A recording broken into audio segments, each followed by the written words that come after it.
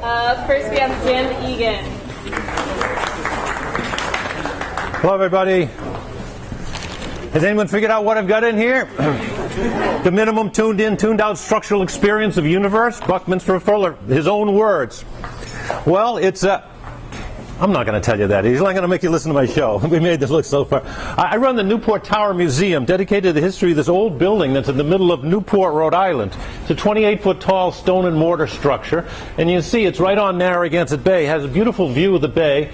It's in this park called Toro Park, and 28 feet tall. Nobody knows who built it. The Vikings, the Templars, the Chinese, the Portuguese, and the first governor of Rhode Island owned this. All of these theories. Well, I think they're all wrong because I've been studying it for 20 years. My work is based on the work of Professor William Penhallow. He's a professor of astronomy and physics at the University of Rhode Island. He says if you stand over in this corner of the park, look through these two windows of the tower, one day out of every 18.6 years on lunar minor, you'll see the full moon. Well, I went there on the day he said, December 26, 1996, and sure enough, the full moon appeared through these two windows. And so he says also, if you stand in this corner of the park every winter solstice, you'll see the sun appear through these two windows on December 21st. And it happens like clockwork every year. I've seen it 4 or 5 years in a row. So there's astronomy built in this building. One day he was giving a lecture, and he said the interior room of this tower is actually two floors on it. And the middle room, which has a fireplace in the 3 windows, acts like a camera obscura. And so I'm like, what was he talking about, a camera obscura? What did he mean by that? I was a professional photographer for 40 years, and so I knew exactly what he was talking about. Well, I studied the history of the camera obscura, and I found out that in the Renaissance they used camera obscura rooms like this in this giant church in Italy. They would put a meridiana line on the floor, and they would watch where the winter sun crossed it, the equinox sun, and the summer solstice. And by counting the number of days, they were able to prove to Pope Gregory XIII that the Julian calendar was out of sync from the sun by 10 days. This led to the Gregorian calendar reform of 1583. If you guys want to come in, you're more than welcome to. Come on in. You get a better show.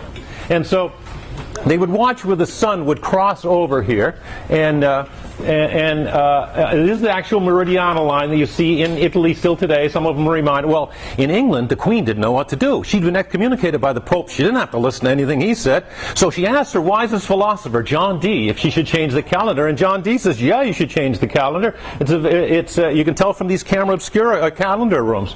Well, John Dee was also involved in the exploration of the New World, and he wrote a series of 8 books convincing Queen Elizabeth she had a legal right to all of North America. She chose one place for the very first colony, right here, Narragansett Bay. And I claim that tower that's in Newport was designed by John Dee. It's the year 1583. It looks like this today, and I claim it was originally a beautiful classical building that had a dome on top of it, Corinthian pilasters, and you can still see the pilasters today. It was covered with what's called sgraffito, which means it's plastered over and faux painted.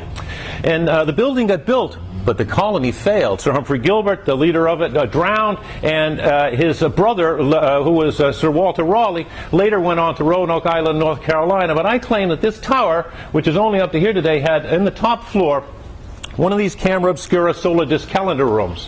And on the floor you'd be able to read what the time of day, 8, 9, 10, 11, or the time of the year, wherever the dot was.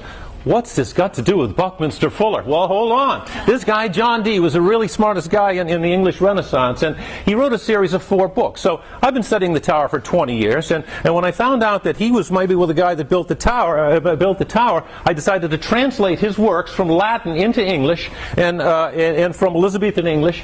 And his most cherished work is the Monas Hieroglyphica, which means sacred symbol of oneness. He dedicated to Maximilian, the Holy Roman Emperor of all of Northern Europe, and he developed this little symbol called a Monas symbol. Well, no one's been able to figure out his book or his writing for the last 450 years, except for one person. Yeah. How would I figure it out? Well, what I did was I translated it from the Latin, and at the very end of his book he has this chart called Sic Factus Est Mundus, thus the world was made. This is the super celestial area, this is the etheric celestial area, and up here he's got 1, 2, 3, 4, 5, 6, 7, 8, the horizon of eternity, which is number 9, and then 12, 13, 24, and 25. And so I started to decipher this work. He has another chart in his book, and he goes through all of these numbers. He says there's very fixed limits that go through true number, and he boils it down to one number. The philosopher's stone of number. The magistral number, the master number is number 252. He says if you can figure out what I mean by 252, you figure out the whole book. Well, I figured out what he meant by 252, figured out the whole book. And inside the book, I found a hidden blueprint for the tower. Now, I had a tool to figure out 252 that people didn't have in the 1800s and 1900s. What was my tool? Hand calculator? No. Mathematica? No. Protractor? Nope. You know how I figured it out? I Googled it. She got it.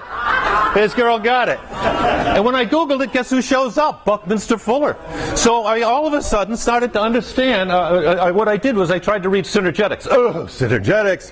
So I got Amy Edmondson. Amy brought me right into it. Then I was able to understand Synergetics. I read through all of the books. Bucky knew all about 252. And Bucky, the main thing he had to do was say was unity is plural and at minimum two. Very important thing. In fact, he even says unity is two. Well, unity, United States, there's only one. No, unity is two. He says that you can start with a tetrahedron, which is the basic building block of universe.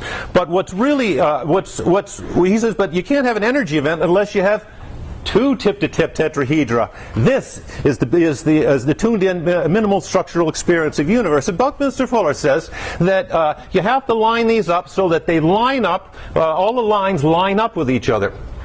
I call it a Bucky Bow Tie, and because he liked wearing bow ties, but it's another form of the one that Joe showed the other day, and it has to do with the union of opposites. It has to do with yin-yang. It has to do with male-female, inside-outside. This is what Bucky was all about. Now you take four of these, and it makes the cube octahedral shape, if they're all tip-to-tip right in the center of it. And that, of course, is what makes closest packing a sphere. So if you have one sphere, 12 fit around it, we all know this, but you don't have a nucleus yet, because you can see inside here to see this sphere. When you get 42 spheres, that, Bucky says, that becomes a true nucleus, and this is what's called a 55-sphere cluster. Now, with the next sphere, you got 92, and then you got 162. Guess what the next one is? 252. 252, you got it. In other words, what Bucky says that something very special happens here. At 252, 8 new 55-sphere clusters have been born inside each one of these triangular faces. It's a time of great birth. In other words, there are these 8 spheres here, and that's that null center, the one in the center. And Bucky says that you want to picture this as an accordion, and he says, this is like an accordion, and everything collapses down to the point of vanishment that comes out the other side. Well, this is 4 of these all together, and so he says what we speak of as a point, there's always 8 tetrahedra converged to no size at all. This is Bucky's definition of a point, the center of this space here. And he also says that it's 1, 2, 3, 4, 6, 7, 8, it's number 9. Now, why did he get that? Well, Bucky worked as in the accounting department at Armour and Company in Manhattan. And he found this thing called indigging. What it means is you integrate the digits down to 1. 2 and 4 makes 6. Anytime you come across a 9, it acts like a 0. So you just boil all the numbers down to one number. And in doing mathematics, if you indig the top above the line, it should equal what you've indigged below the line. So in this instance here, anytime you come across a 9, you cast it out. Ignore it. 2 and 7 makes 9, 3 and 6. Ignore that, and you boil it all down to 3. And down below the line, the 9s, the 3s, it boils down to 3. If these are the same, it means you've done your math correctly. It works with any problem, addition, subtraction, or division. And so Bucky says, for this, I saw that 9 is 0. It's like a null number. Bucky says, none, 9, nothing, integral integrity. Then he went through and indigged all of the natural numbers. And he found this rhythm, 1, 2, 3, 4, 5, 6, 7, 8, and then a null number. 1, 2, 3, 4, 5, 6, 7, 8, and a null. And it goes on forever. He did the same thing with the squares of numbers. And he found that they indigged 1407, 7041, and then a 0. 1407, 7041, and a 0. This is in Syndex. And he goes on forever. So he says there's this inherent +4, -4, null 9 rhythm that goes through number. He saw a connection between geometry and arithmetic. Well, guess what? That's the same thing John Dee saw. 1, 2, 3, 4, 5, 6, 7, 8, and the Greeks called 9 the horizon number. And in this chart he had 12 and 13. 12 around 1 makes 13. 24 and 25. There's 25 edges on the cube octahedron and 25 great circles if you connect them all. And he was a navigator, knew all about great circles.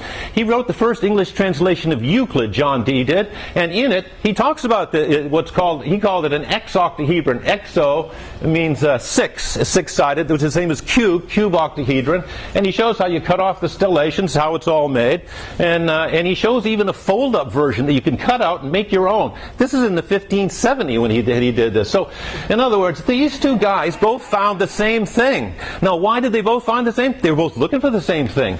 Dee says, I was searching for true knowledge of God's laws and ordinances, and Bucky says, I was looking for nature's operating system. Well, a guy comes up to named Robert Marshall, and he says he shows Bucky the work, and Bucky says, would you be willing to do a third edition of Synergetics with full credit to you? Will this work based on this work? This is the letter that was written by Marshall. 2 years later, Bucky died. I found Marshall over the web because he knew all about 252. He corresponded for 10 years, taught me everything he knew. A year ago, he died. I'm the only one. So here he is. I'm the only one that knows. I'm explaining it to all of which relate physically to the two vertex each tetrahedra as the tuned in or tuned out minimal structural experience of universe. Thirdly, Plato realized long ago that the failure to include the prime number 7 in the comprehensive quotient of cyclic unity rendered physio-mathematical epistemology eternally baffling. He doesn't say why he's interested in the number 2520, but it's easy to see by the number 360 times 7. Well, what does that mean? Would you be willing to do another edition of it, signed by Buckminster Fuller? Well, Marshall's work is based on retrosity. This is a symbol that says the opposite of, yet equal to. And when you see retrosity in number, you see a symmetry that you'd otherwise never see. It's very simple. You take a number and you just flip it over, and that's the retrosity of it. And it's like the Bucky Bow Tie of numbers. Hot is the opposite of cold, but they're both equal because they're both just temperature. And now here's a chart that you learned in the 6th grade, 1 through 9, and it goes through 19. Everyone knows this chart. You take this chart and you flip it over backwards, and you get this chart here, reading like Hebrew or Chinese, and then you tilt this 45 degrees, and you get this chart here. Now, in this chart, everything on the left side is the exact reflection of on the right side. Perfect symmetry of number. 26, 62, 57, 72, and right down the middle are what's called the 11 wave, and these are all the 2-digit palindromic numbers, 11, 22, and so it looks like the 11 wave rules this chart. It doesn't. It's ruled in conjunction with the 9 wave that goes across the center. 18, 81, 27, 73, 63, 40. So here's that rhythm. 1, 2, 3, 4, 5, 6, 7, 8, null 9. 1, 2, 3, 4, 5, 6, 7, 8, null 9. And this rhythm goes on into the 3-digit numbers. This is the 2 digits. With the 99 wave, which is 198, 197. And then after that, in the 4-digit range, it's the 1089 wave. And then the 10890 wave, 108900. And this rhythm goes all the way through number. Dee and Bucky Marshall both realized this. Now, the first transpalindromic pair that you can get, 12 and 21, they're the first ones that can be opposite, because the opposite of 5 is 5, 11 is 11. 12, guess what 12 times 21 equals? 252. Yeah, sister, got it. And so here all of a sudden 252 shows up in number as well as geometry. Marshall calls this the cycloflex. There's a whole other thing that he discovered called the holotomes. And this is very easy. You take the number 12 and you multiply times the primes in their consecutive order, 2, 3, 5, and 7.